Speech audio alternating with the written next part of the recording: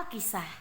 Pada zaman dahulu kala, di sebuah desa, hiduplah beberapa keluarga yang berprofesi sebagai petani. Mereka bekerja dengan sangat giat, meskipun mereka bekerja di lahan orang lain. Pada suatu ketika, petani tersebut merasa lelah. Aku capek, kita istirahat dulu yuk. Petani tersebut pun istirahat. Mereka duduk di tepi sawah untuk sekedar menghilangkan penat. Mereka mengusap-usap keringat. Terlihat sekali nampak wajah-wajah lelah pada ketiga petani tersebut. Namun tiba-tiba saudagar dan istri pemilik lahan tersebut datang.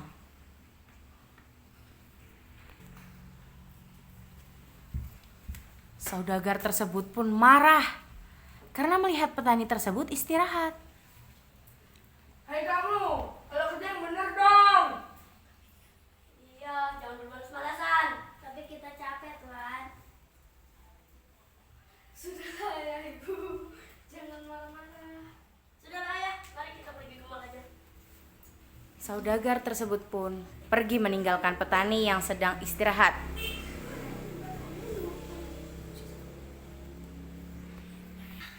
Namun, di balik sangarnya juragan lahan, beliau mempunyai anak yang sangat baik hati. Sudahlah bapak ibu, mending kalian istirahat di rumah. Baiklah, tapi kita beli sayur dulu buat dimasak di rumah. Oke. Sayur, sayur, sayur, sayur, sayur, sayur, sayur, sayur, sayur, sayur, sayur, sayur, sayur. Pak, mau dimasakin apa? Masakin sayur bayam. Ada sayur bayam? Ada Berapa? 5.000. Aduh, uangnya kurang. Gimana dong? Biar saya aja yang bayarkan.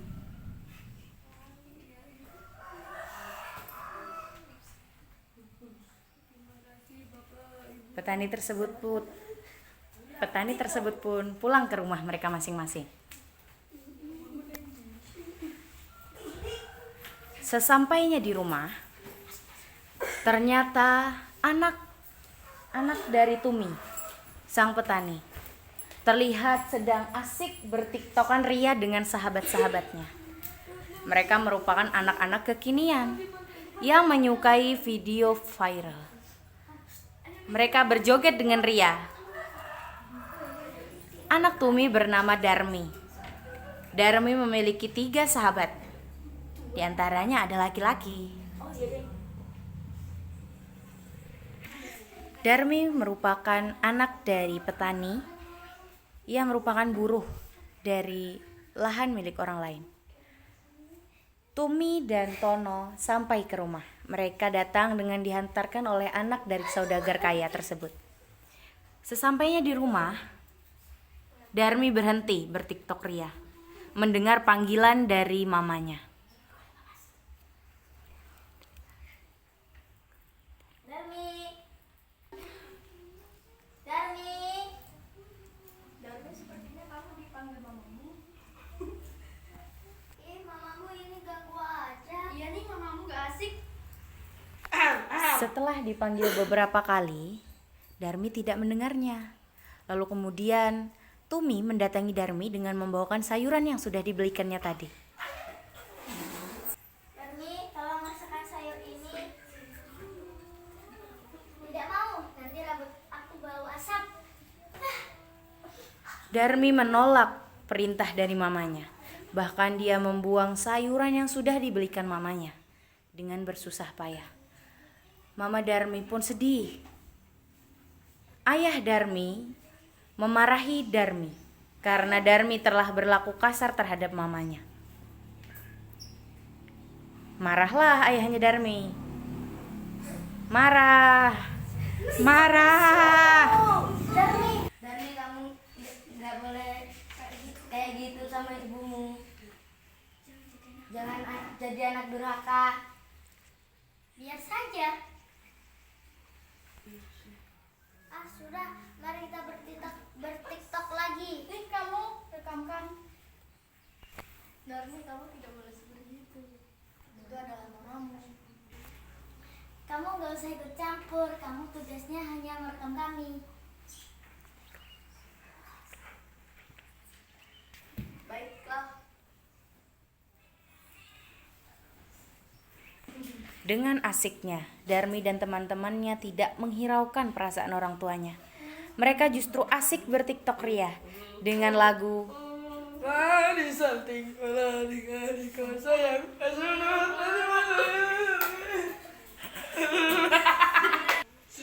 Ayo Bu, kita ke kebun lagi istirahat di sana biar tenang. Ayo ke kebunku. Lalu mereka berjalan lagi ke kebun karena di rumah pun mereka tidak mendapatkan ketenangan. Justru bentakan dari orang tua dari anak mereka lah yang didapati. Sesampainya di kebun, mereka istirahat di tepi sawah. Kembali mereka merasakan penat yang begitu lelah. Aduh, aku lapar sekali. Aku juga nih. Ayo kita beli roti. SS. SS.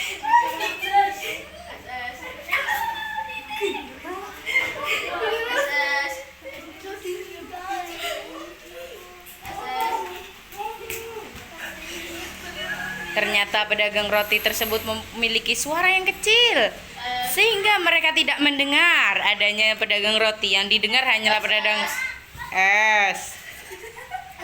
Lalu mereka pun membeli roti dengan dibayarkan oleh anak saudagar, karena petani tidak memiliki cukup uang untuk membeli sekedar roti. Beli roti. Silakan dipilih. Rasa mangga.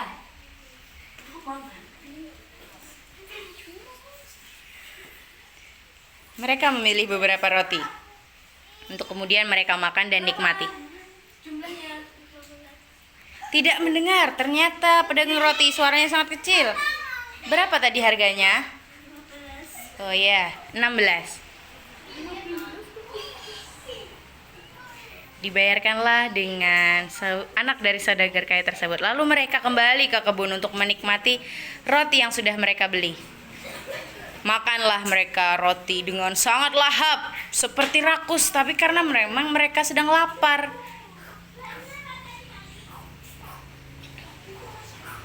Mereka memakan roti dengan sangat lahap.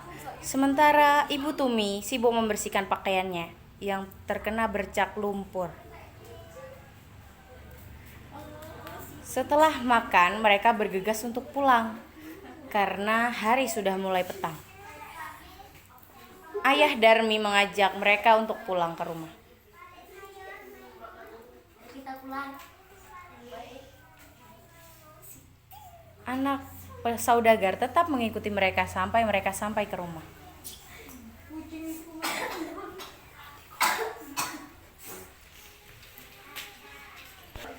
Sesampainya di rumah, ternyata pedagang es tetap mengikuti petani sampai ke rumah. Pedagang es tersebut pun menawarkan es kepada mereka yang sedang bertiktok ria. SS. Karena tidak ada yang membeli, pedagang es pun teriak-teriak menawarkan esnya. SS. Masih tidak mendengar? SS. Kurang keras ternyata. SS. SS. Tidak ada yang menghiraukan pedagang es tersebut. Lalu pedagang es tersebut meninggalkan mereka dengan perasaan yang jengkel karena tidak ada yang membeli esnya. Mereka sedang asik bertiktok dan berfashion ria. Lalu Bu Tumi dan Pak Tono sampai di rumah. Mereka masih melihat anaknya bermain TikTok. Mereka tidak tahu kapan anaknya akan selesai bermain TikTok. Karena dilihatnya tidak pernah berhenti bermain TikTok. Sementara satu orang sahabat Darmi tetap saja asik bertiktok. Darmi, apakah kamu? Apa sih? Apakah kamu sudah masak?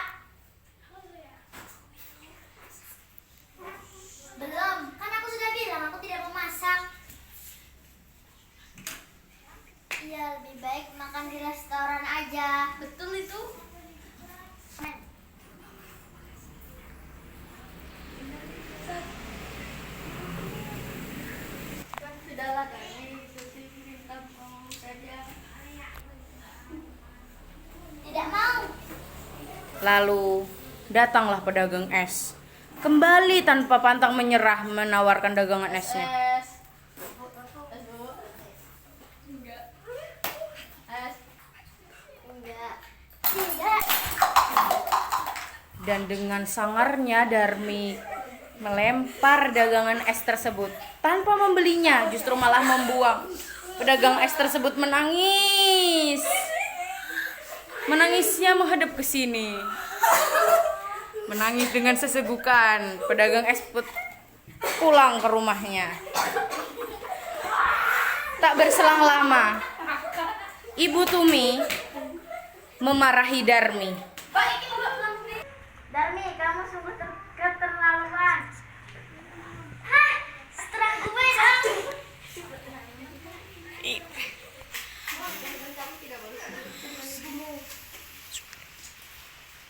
Biarkan saja. Tiba-tiba langit menjadi muram. Mendung pun datang. Petir pun bergemuruh. Ibu Darmi yang terjatuh ditolongi oleh suami tercinta. Lalu ayah Darmi pun memarahi Darmi. Memarahi dengan keras. Darmi enggak boleh seperti itu. Biarkan saja. Bergemuruh datang lagi. Tiba-tiba Darmi tersambar petir.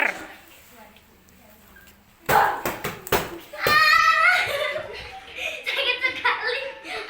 Darmi pun terjatuh, tersambar petir. Telinga sebelah kanannya bolong. Sementara itu, pedagang es datang lagi. Es, Bu. Karena sudah muyak berteman dengan Darmi, teman Darmi pun membeli es. Karena kasihan dengan pedagang es yang tidak pernah laku dagangannya.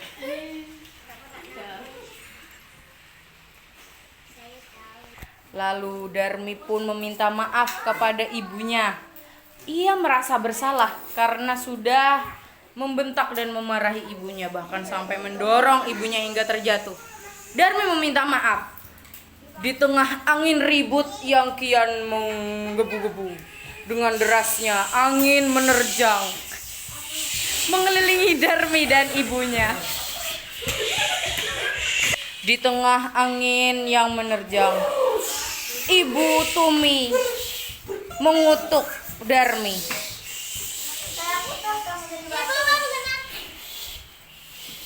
Jadilah Darmi batu, menangis. Angin pun berhenti.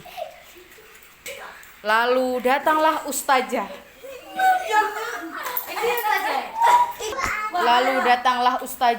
Dan memberikan kata-kata taubat untuk ibu dan anak ini.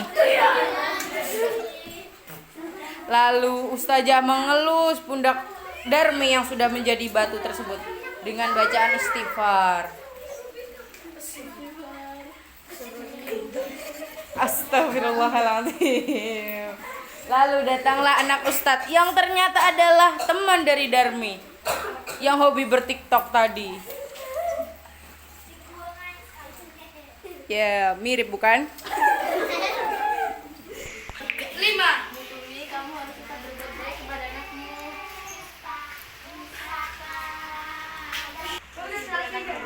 Ia tetaplah anakmu. Lalu datang lagi pedagang es, menawarkan esnya di tengah-tengah orang yang sedang ribut mengutuk anaknya. Pedagang es tetap saja menawarkan esnya meskipun tidak laku.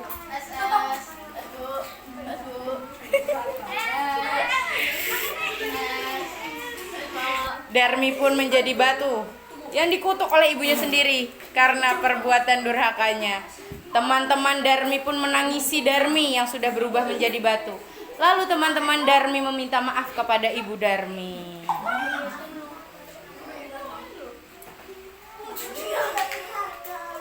Maaf ya, Bu. Ya, nggak apa-apa. Itulah cerita batu menangis. Yeay.